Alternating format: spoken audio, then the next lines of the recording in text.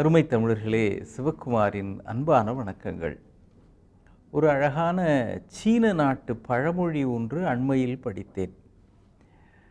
அன்போடு ஒரு மருத்துவர் தருகிற கசப்பு மருந்தும் இனிக்கும் அப்படின்றது அந்த பழமொழி. ஒரு டாக்டர் தருகிற டானிக் தரார் அப்படின்னு வைங்களேன். டானிக்லாம் பொதுவாக இனிப்பாக தான் இருக்கும். ஆனால் சில சமயம் இதை 3 வேளைக்கு சாப்பிடுங்கன்னு திரவ வடிவத்திலே மருந்து தருவார்கள். சிரப் மாதிரி இருக்கும். இப்போல்லாம் பெரும்பாலும் சிரப்புன்றதும் இனிப்பு சேர்ந்ததாக தான் இருக்குது. ஆனால் அப்போல்லாம் கசப்பு மருந்துகளும் உண்டு. இப்போ கூட மாத்திரையெல்லாம் கசக்கத்தானே செய்யும். அதனால தான் இதை போட்டு தண்ணி குடிச்சிருங்க அப்படின்றாங்க. அந்த மருந்து கசப்பு மருந்தாக இருக்குது அப்படின்னா சில டாக்டர் ரொம்ப அன்போட ஏதோ தன்னுடைய குடும்பத்தில் ஒருத்தருக்கு உடம்பு சரியில்லாமல் போனால் எப்படி பார்ப்பாங்களோ அது மாதிரி அக்கறையோடு அன்போடு பரிவோடு பார்க்குற மருத்துவர்கள் இருக்கிறார்கள். அதுவும் குழந்தைங்களுக்கெல்லாம் உடம்பு சரியில்லை அப்படின்னு அவங்கக்கிட்ட எடுத்துகிட்டு போனால் ரொம்ப அக்கறையோடு அவங்க அப்படி தமாஷா விளையாட்டு காமிச்சிக்கிட்டே குழந்தைங்களுக்கு பேசிக்கிட்டே அதுங்களுக்கு வலிக்கு ஊசி போடுறவங்களாமும் உண்டு. குழந்தைங்க அப்படி சிரிச்சுக்கிட்டே இருக்கும். அப்படி சிரிச்சுக்கிட்டே இருக்கிறப்ப டக்குன்னு ஊசி போட்டு எடுத்துருக்கோம். என்னவோ வலிக்கிற மாதிரி இருக்குதே அப்படின்னு குழந்தைங்க பார்க்கறதுக்குள்ளேயே போட்டு முடிச்சிருப்பாங்க. திறமையாக கையாளுகிற மருத்துவர்கள். அப்படிப்பட்டவர்கள் தருகிற கசப்பான மருந்து கூட இனிக்கும். அப்போ இது எதை காட்டுகிறது? அன்பும் அக்கறையும் நிரம்பியவர்கள் செய்கிற செயல், அந்த செயல் நமக்கு கொஞ்சம் துன்பமாக இருந்தாலும் கூட அவர்களுடைய மனோபாவம் ஒரு தாக்கத்தை அதில் ஏற்படுத்துகிறது. திருவள்ளுவர் சொல்றார் பாருங்க, ஆட்சி செய்கிறவர்கள் எப்படி இருக்கணும் அப்படின்னா, அவங்க மட்டும் சரியாக அதை செய்யவில்லை என்றால் பசுமாடு சரியா பால் கொடுக்காது. அது மட்டும் இல்லை, அறுவகையான தொழில்கள் செய்கிறவர்கள், அந்த தொழில்களுக்கு தேவையான அடிப்படை வித்வம் இருக்கிறதே, அந்த ஞானம், அந்த அறிவு, அது சம்பந்தமாக அவர்கள் படித்ததை கூட மறந்து போய்விடுவார்கள் அப்படிங்கிறார்.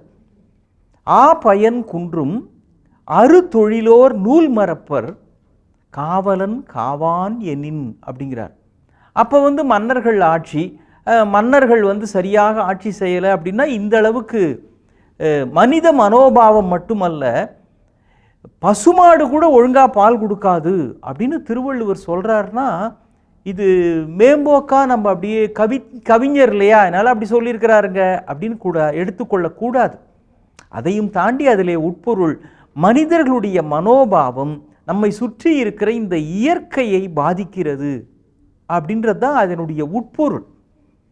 அப்போ மன்னர்கள் ஆட்சி, அதனால் தனி ஒரு மன்னன் எப்படி ஆள்கிறானோ அப்படி இதெல்லாம் பாதிக்கப்படுகிறது. ஆனால் இப்போ ஜனநாயகத்தில் நாம் எல்லோருமே மன்னர்கள், குடிமக்கள் எல்லோருமே மன்னர்கள். அப்போ நம்முடைய மனோபாவம், நம்முடைய அணுகுமுறை, இது எல்லாம் மனுஷங்களை மட்டும் இல்லை, நம்மை சுற்றி இருக்கிற எல்லாவற்றையுமே ஒரு தாக்கத்தை உருவாக்குகிறது. அண்மையில் ஒரு அருமையான செய்தி படித்தேன். கேரளா பக்கத்தில் ஒரு கிராமம். அந்த கிராமத்தில் வாழைப்பழம், கொய்யாப்பழம், சாத்துக்குடி, அன்னாசி, மாம்பழம், என்னென்ன பழ வகைகள் உண்டோ அங்கிருந்து விற்பனைக்கு மிகப்பெரிய அளவிலே அனுப்புகிறார்கள்.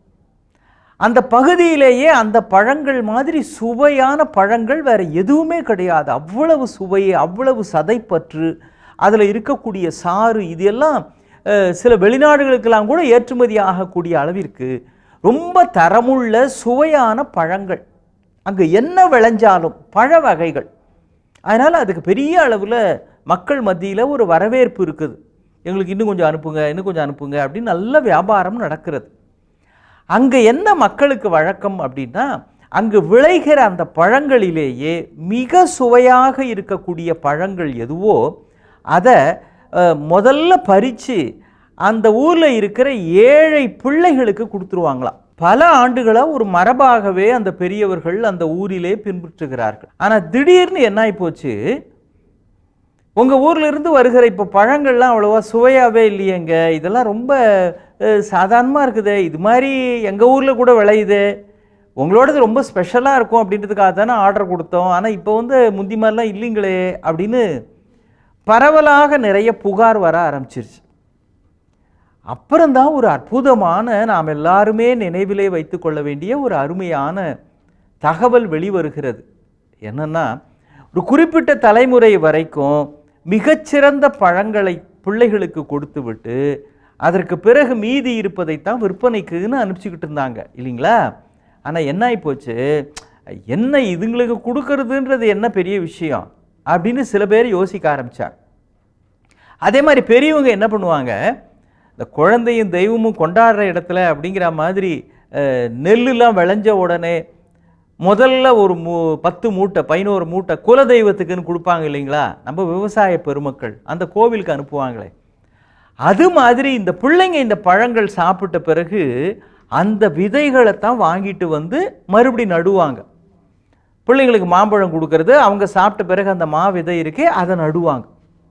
ஆனால் ஒரு தலைமுறைக்கு பிறகு எப்படி அது ஆயிப்போச்சு, the best variety, export quality அப்படின்னு சொல்லுவாங்களே, அது மாதிரி மிகச்சிறந்ததை விற்பனைக்கு அனுப்ப ஆரம்பிச்சிட்டாங்க.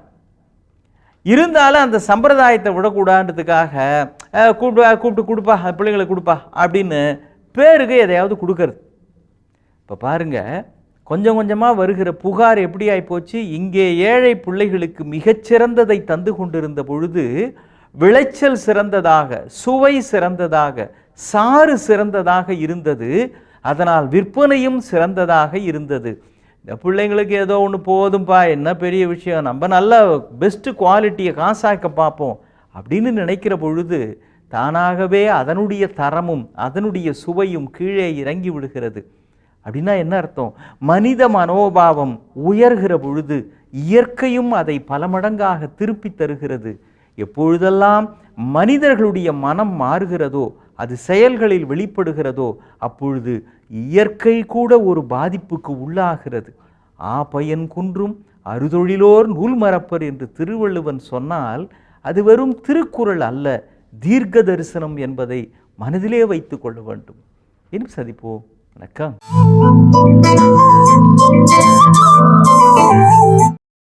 இன்னும் பல வீடியோக்களை காண சன் லைஃப் சேனலை சப்ஸ்கிரைப் பண்ணுங்க.